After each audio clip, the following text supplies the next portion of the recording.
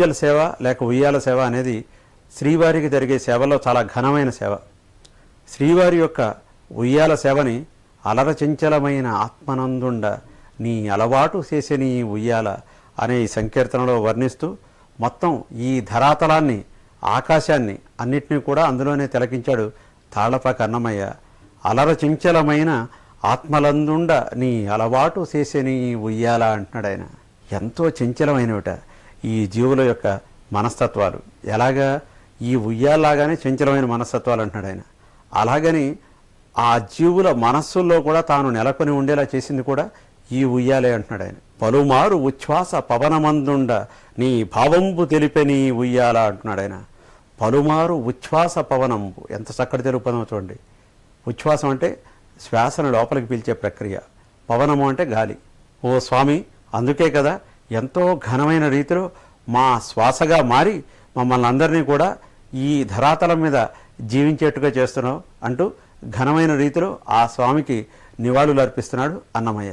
అదేవిధంగా ఉదయాస్త శైలములు వనర కంభములైన ఉడుమండలము మోచే ఉయ్యాల అంటున్నాడు ఆయన. ఉదయాస్త శైలంట సూర్యుడు ఉదయించే కొండ, అస్తమించే కొండ, ఈ రెండింటిని ప్రతిపాదించి వనర కంభములైన ఆ రెండు కూడా వనర అంటున్నాడు ఆయన. అంటే ఎంతో క్రమంగా స్తంభాల్లో ఉన్నాయట. ఆ ఉడుమండలం అంటే ఆ నక్షత్ర మండలం ఈ ఉయ్యాలని మోస్తోందట.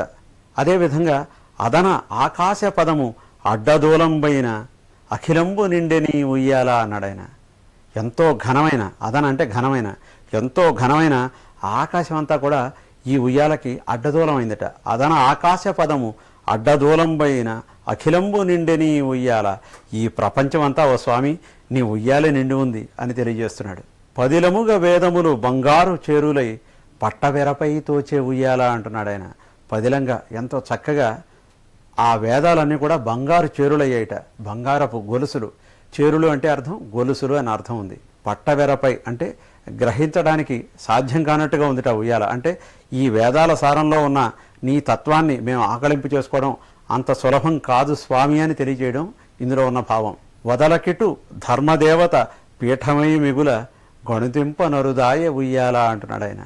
ఆ ధర్మదేవత ఆ ఉయ్యాలకి పీఠంగా మారిందిట. ఆ ఉయ్యాల యొక్క ప్రాశస్త్యాన్ని ఎంతని కొనియాడగలం స్వామి అంటున్నాడు అన్నమయ్య. మేలుకట్లై మీకు మేఘమండలమెల్ల మెరుగునకు మెరుగాయ ఉయ్యాల అంటున్నాడు ఆయన. మేలుకట్లు అంటే బందుకట్లు. ఆ ఉయ్యాలకుండే తాళను కడతాం కదా, ఆ మేఘమండలం అంతా కూడా స్వామి యొక్క ఉయ్యాలకి ఈ కట్లుగా ఉన్నాయట. అవన్నీ కూడా మెరుగు అంటే ప్రకాశం అన్న అర్థం ఉంది, అలాగే స్వచ్ఛత అన్న అర్థం ఉంది. ఆ ఉయ్యాల కూడా అంత అద్భుతంగా ప్రకాశిస్తోంది అని చెప్పడం. మెరుగునకు మెరుగాయ ఉయ్యాల నీలశైలము వంటి నీమేని కాంతికి నిజమైన తొడవాయ ఉయ్యాల అంటున్నాడు ఆయన. నీలశైలంట నల్లటి పర్వతంలో ఉన్నట్టు ఆ స్వామి. ఎంత చక్కటి తెలుగు పదం ప్రకటించాడో చూడండి. నిజమైన తొడవాయ అన్నాడు. తొడవు అంటే భూషణము, అలంకారం అని అర్థాలు ఉన్నాయి. ఆ స్వామికి అద్భుతమైన అలంకారంలా ఆ ఉయ్యాల మారిందిట. అత్యంత మనోహరంగా ఆ స్వామి ఒక నల్లటి కొండలా పవలించున్నట్టు ఆ ఉయ్యాల్లో. అదేవిధంగా కమలకును భూసతికి కదలు కదలుకు మిమ్ము కౌగిలింపగా చేసే ఉయ్యాల అంటున్నాడు ఆయన. కమలకు అంటే లక్ష్మీదేవి, అలాగే భూసతి అంటే భూదేవి. ఉయ్యాల కదులుతున్నప్పుడు అటు ఇటు కూడా ఊగుతూ ఉంటుంది కదా, అది మనకు తెలియజేస్తున్నాడు.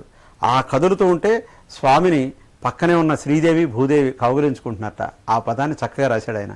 అమరాంగనలకు నిదే మీ హావభావ విలాసంబు అందంద చూపేని ఉయ్యాల అంటున్నాడు ఆయన.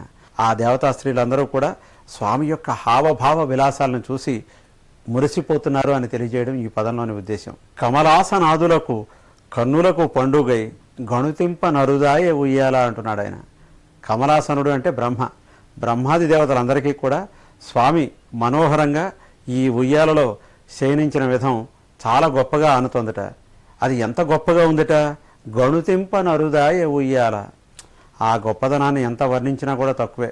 కమనీయ మూర్తి వెంకటశైలపతి నీకు కడువేడుకై ఉండే ఉయ్యాల అంటున్నాడు. ఈ ఉయ్యాల నీకు మాత్రం చాలా వేడుకగా ఆనందంగా ఉంది స్వామి అని తెలియజేస్తూ అద్భుతమైన రీతిలో ఈ ఉయ్యాల పాటని లిఖించాడు తాళ్లపాక అన్నమయ్య.